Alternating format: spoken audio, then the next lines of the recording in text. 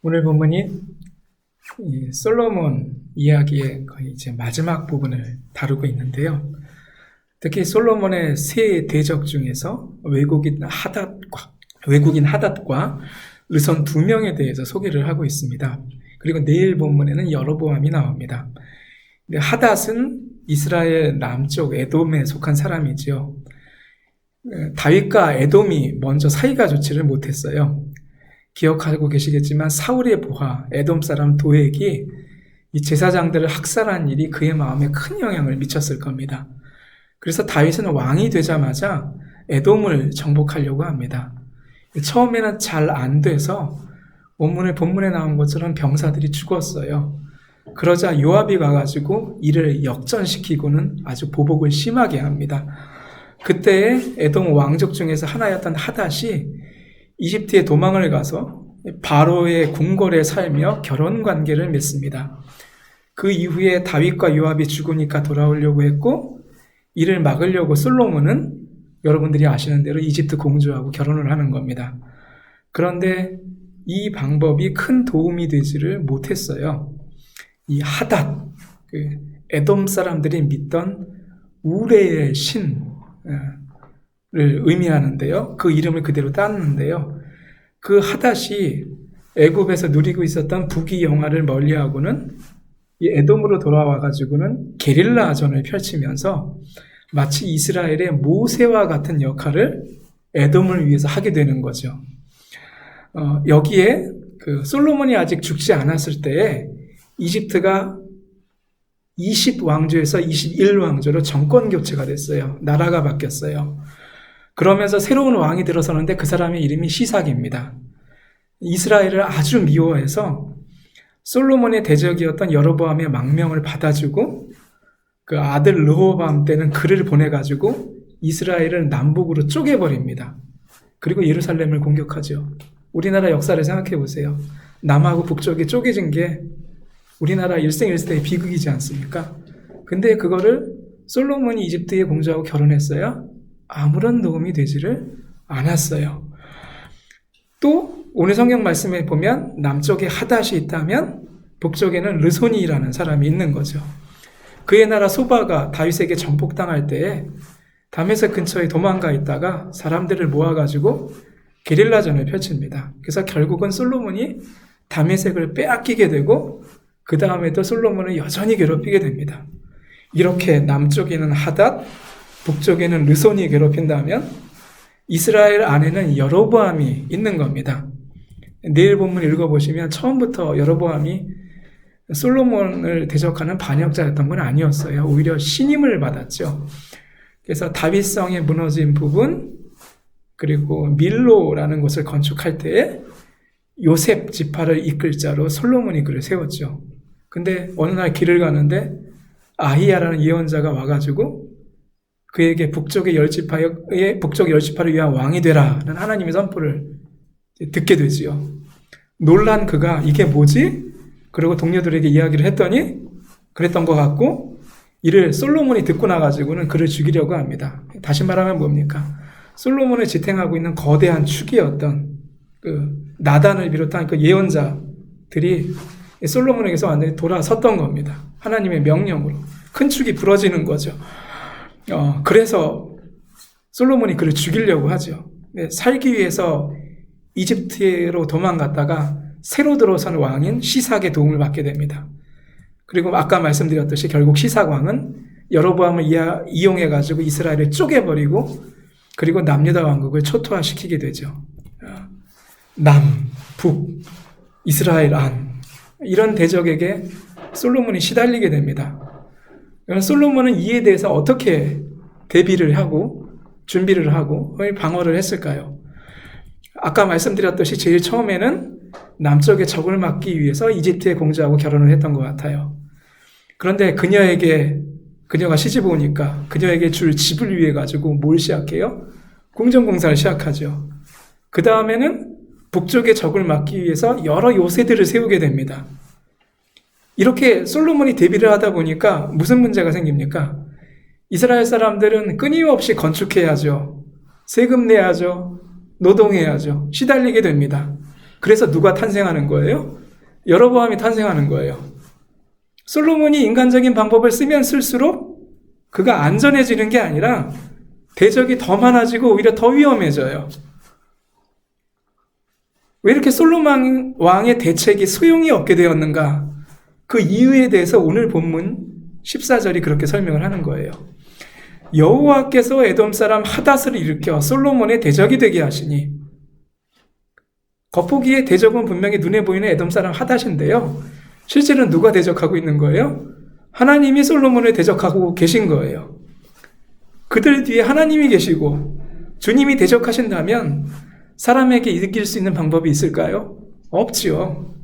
그러면 하나님은 도대체 왜 그렇게 솔로몬을 괴롭히실까요? 저희에게도 무서운 이야기잖아요, 사실은. 막 어렵고 힘든데 알고 보니까 하나님이 그렇게 하고 계신 거예요. 그럼 이건 정말 간 떨어지는 일이죠. 솔로몬의 이 세 대적자들 뒤에 하나님이 계셨다면은, 죄송해요, 솔로몬의 뒤에는 여인들이 있습니다. 솔로몬의 뒤에는 여인들이 있어요. 열왕기상 11장 앞부분 묵상하신 부분에 그녀들에 관한 이야기가 나옵니다. 왕이 후궁이 700명이요 첩이 300명이라 그의 여인들이 왕의 마음을 돌아서게 하였더라. 근동 역사를 연구하는 분들은 그런 얘기를 해요. 솔로몬보다 많은 후궁하고 첩을 든 왕이 없다. 그러니까 솔로몬의 나라보다 큰 나라들은 있었는데 그 나라 왕들도 솔로몬보다 많은 결혼을 하지는 않았다. 그의 아버지 다윗에게는 아내가 몇 명이었어요? 최소한 8명 이상의 아내가 있었어요. 후궁은 몇 명이었어요? 최소한 10명 이상이었어요. 그 중에 이방인은 몇 명이에요? 1명 있었죠. 여러분들이 아시는 바 그슬 왕 달메의 딸이 압살롬을 낳았죠. 근데 솔로몬은 이에 비교가 안 됩니다. 어떤 분들은 그렇게 얘기를 해요. 이 700명이라는 숫자가 진짜 700이 아니라요. 7 완전수 곱하기 10 곱하기 10. 그리고 300이라는 숫자도요. 완전수 3에다가 10 곱하기 10. 그래가지고 다 합하면 1000명이 되잖아요. 다시 말하면 사람들이 생각할 수 없을 만큼 많았다. 그런 뜻이라고 이야기를 하기도 해요. 그럼에도 1000명이었건 수도 없이 많았건 간에 많았다는 것은 바뀌지가 않아요. 그리고 특히 누가 많았냐면은 이방인이 많았습니다. 이는 전쟁 없이 외교적으로 주변 나라를 상대하려고 하는 노력으로 보입니다. 전에 말씀드렸죠. 왕이 외국 공주하고 결혼하는 일은 그 여인은 그 나라의 사절이에요. 사실상은 외교 관계를 맺고 그 나라의 영향력에 대해서 어느 정도 주고받는 걸 인정하겠다는 의미이죠. 근데 1000명. 그런데 그녀들이 우리가 알고 있는 룻이나 라합처럼 이스라엘 안에 들어와서 하나님을 믿으려고 하지 않았고 자기 나라와 신들의 이익을 지키려고 했죠. 솔로몬이 그를 허용하고 그들의 신전도 지어주었고 나이가 드니까 남자들이 나이가 들면 누구를 의지해요? 아내를 의지하죠. 저도 굉장히 이전보다 조금씩 달라지고 있어요. 어쩔 수 없는 것 같아요. 남자가 나이가 들면. 그런데 솔로몬도 그러는 거죠. 아내를 더 의지하게 되었는데 이 그녀들이 문제가 있는 거죠. 특히 문제의 3인방이 있었던 것으로 보입니다. 왜 그렇게 얘기하느냐면요. 저희는 그 여인들의 이름을 거의 알지 못하지만 성경 본문에 보면 시돈의 아스다롯, 암몬의 몰록, 모압의 그모스, 이 세 신전이 들어섰다는 것을 다윗성 주변에 저희가 보게 됩니다. 다른 말로 표현하면 뭐예요? 이 세 군데서 시집 온 사람들이 영향력을 강하게 발휘하고 있었다는 뜻이 되겠죠. 그녀의 우상과 신전들이 특히 문제가 되었습니다. 솔로몬의 후계자도 누구예요? 이 셋 중에 하나인 암몬 여인 나아마의 아들인 르호보암이 이어받게 됩니다. 결국 이스라엘의 이탈은, 하나님으로부터 떠나는 이탈은 이미 정해져 있던 거예요.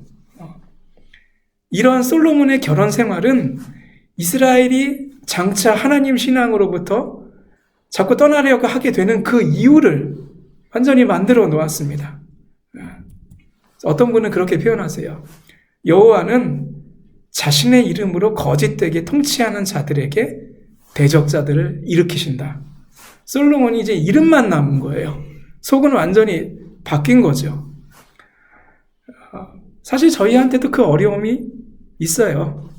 그래서 저희가 무엇하지 않으려고, 이탈하지 않으려고, 워낙 세상이 세잖아요. 이탈하지 않으려고 자꾸 교회 와서 예배드리고 찬양 부르고 말씀을 듣는 거죠. 기도를 많이 하는 거죠. 그 가운데 저희가 스스로가 이제 생각을 하게 되는 거예요. 어려움은 환난이나 여러 가지가 있으면 우리의 어려움은 핍박일까? 아니면 솔로몬처럼 하나님께서 우리를 대적하시는 걸까? 그러한 의심이나 생각도요, 기도하는 사람이 아니면 그거 생각 못 해요. 괜히 하나님 왜 저를 미워하세요? 그런 이야기는 하는데, 하나님하고 진작 대화를 하지는 못하기 때문에 진심으로 생각은 못 하죠.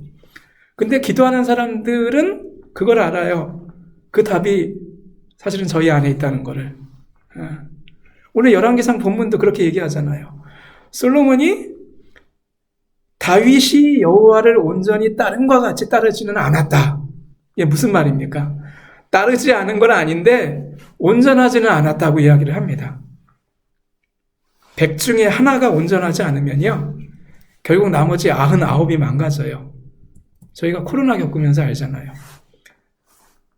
독일처럼 큰 나라에서도 환자가 한 명 나오면 그 다음부터 뭐예요? 나머지 모든 사람한테 전파될 수 있어요. 막지를 못해요. 수단과 방법을 안 가리는데도 차고 넘실대요. 그래서 뭐가 중요한 거예요? 온전한 게 중요한 겁니다. 제가 이거를 완벽주의 그런 얘기하는 게 아닙니다. 하나님이 말씀하시는 온전함은 따로 있습니다. 선한 마음 99조각이 저희 마음 안에 있더라도요, 한 조각의 깊은 의심과 욕망을 저희 안에 가지고 있으면요, 그 99조각의 선한 마음으로 시작한 일이 나를 위한 욕망으로 바뀌는 거 너무너무 쉬워요. 그런 경험 없으셔요? 나는 온전히 선하다고 하고 했는데 하루 이틀 며칠 지나고 나가지고 그거 다시 생각해보고는 머릿속에 생각해보니까 제 욕망이 끼어들어 있었어요. 어느 때는 식은땀 날 때도 있어요. 저 같은 경우에는 정말 애쓰고 노력한다고 했는데 여러분은 그런 경험 있으실지 모르겠는데 저는 갑자기 꿈을 꿔요. 근데 꿈에서 하나하나 지적해줘요. 결국 이거 너의 욕망이었잖아. 그럼 막 자고 일어나다가 식은땀을 흘려요. 그러고는 이거 하나님이 보여주시는 거구나. 그 식은땀을 흘릴 때가 있어요. 쉽지 않아요. 선한 마음으로 시작한 일이 나를 위한 나의 욕망을 위한 일로 바뀌는 거, 이거 막고 온전하게 되는 거 쉽지 않아요. 그래서 온전하지 못한 부분을 뚫고 나오는 일들은 핍박이 아니라 그래서 하나님으로 인한 것일 수가 있지요. 물론 온전하다는 것이 흠도 없고 결점도 없음을 말하지는 않아요. 여러분도 저도 무결점인 사람은 절대 아니니까요. 하나님께서 말씀하시는 온전히 따른다는 말에 있어서의 온전함은요, 무결점을 말하는 게 아니라 하나님께 이야기하고 가슴으로 그분을 신뢰함입니다. 이걸 보고 성경에서는 내 중심을 하나님께 드린다, 그런 식으로도 표현하기도 합니다. 그런데 이렇게 가슴으로 온전히 신뢰하다 보면 그런 문제가 생기죠. 하나님이 그런데도 응답이 없으셔요. 근데 온전히 신뢰하고 있는 사람은 그렇게 나가요. 응답이 없으시면 그래도 기다립니다. 왜냐하면 이 모든 일은 하나님께서 하실 일이기 때문입니다. 저는 이야기했으니까 하나님이 맡으실 줄을 믿습니다. 그 신뢰함이 있는 거죠. 중심을 하나님께 들렸을 경우에 그 신뢰함이 있어요.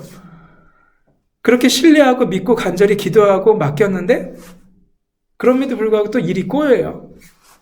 그러면 막 눈물이 나죠. 그런데 그 과정 가운데서도 내가 옳다고 주장만 하지 않는다면 하나님은 우리 안에 깊이 개입되어 있는 죄의 음모를 보여주셔요. 그러면 알게 되는 거죠. 하나님이 온전함을 위해서 나를 연단시키시는구나. 하나님은 자기를 사랑하는 사람들에게 고난을 통해서 하나님께 돌아오는 지각과 길을 열어놓으셨습니다. 그래서 저희는 하나님 아버지 앞에서 점점 더 뭐 하는 거예요? 십자가 앞에서 발가 벗는 거고요.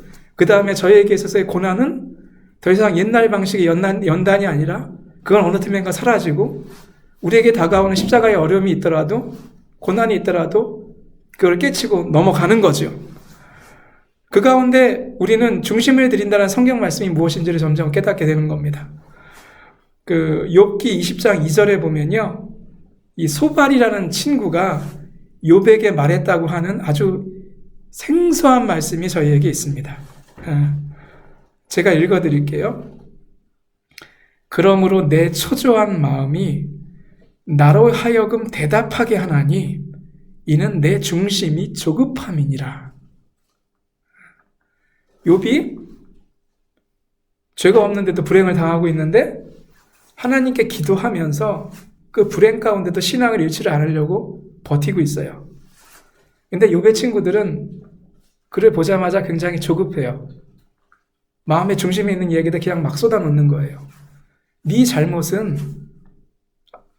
불행은 너의 잘못으로부터 온 게 아니냐.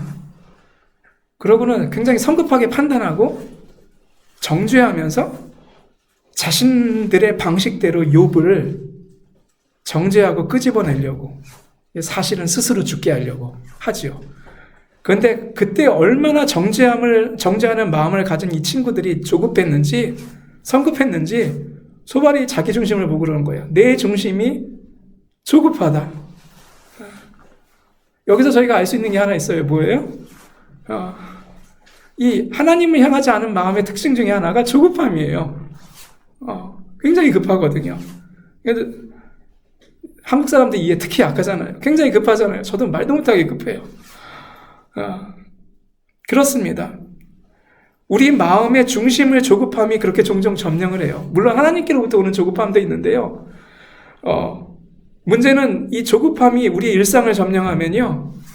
그 다음에는 이 죄가 끼어들기가 너무 쉬운 거예요. 왜냐하면 하나님께 기도할 시간이 없어요. 묵상할 시간도 없어요. 우리 마음의 중심을 조급함이 그렇게 점점 점령합니다. 솔로몬도 그랬을 거예요. 위기가 다가오니까 어떻게 하는 거예요? 남쪽에서 적이 일어났어. 내가 아주 이거를 치밀하고 정확하고 계획해가지고 막아야 돼. 북쪽에서 일어났어. 내가 요새를 세우고 치밀하게 대해야 돼. 우리 안에서 일어났어. 그 사람 어떻게든 치밀하게 해서 잡아야 돼. 그렇게 막 치밀하게 하고 있는 것 같아요. 근데 뭐는 없어요? 마음이 조급해서 기도할 시간은 없는 거예요. 그러니까 자기가 지금 왜 이런 일을 당하고 있는지에 대해서 깨닫는 게 너무나도 늦어버리는 거죠. 그러면서 하나님께 기도하지 못하게 하는 것 중에 하나가 나의 나의 이익, 나의 명예 생각하고 마음 안에 두려움이 깊으니까 하나님하고의 깊은 대화 없이 옆에서 하는 말 듣고는 일을 진행하게 되는 거죠. 그것이 솔로몬의 어려움이 돼서 돌아오게 되는 겁니다. 우리는 그 솔로몬이 젊은 시절에 그렇게 다 보내고 난 다음에 실수했다. 그 탄식을 전도서에서 읽어볼 수가 있습니다.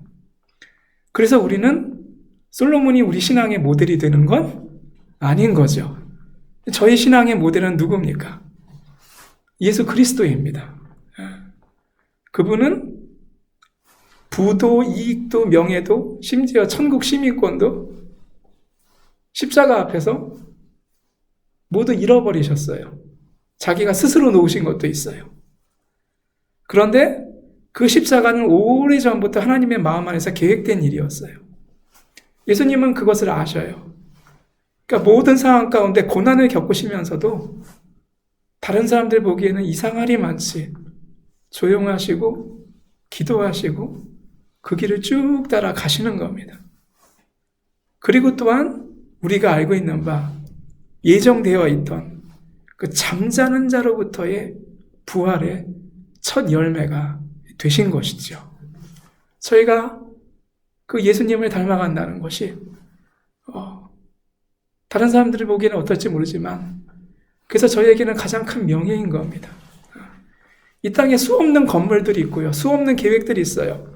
수없는 건물, 그 수없는 계획들 만든 사람들 나중에 하나님 나라 앞에 가면 탈탈 털릴 수 있습니다. 왜 그걸 계획했는데, 왜 그걸 세웠는데, 그 안에 보면 우리가 생각하지 못했던 수없는 것들이 있을 것이고, 그러나 저희는 그것을 닮아가는 것이 아니라 예수 그리스도의 십자가를 닮아가는 것이죠. 굉장히 어려운 일임에도 불구하고 여러분들과 제가 용기를 가지는 이유 중에 하나는 무엇이냐 하면 하나님께서 우리 마음을 다 보고 계시고 나중에 영광 중에 갚아주실 것이기 때문입니다. 사랑하는 여러분, 온전함을 위한 연단은 그래서 그렇게 나쁜 게 아닙니다.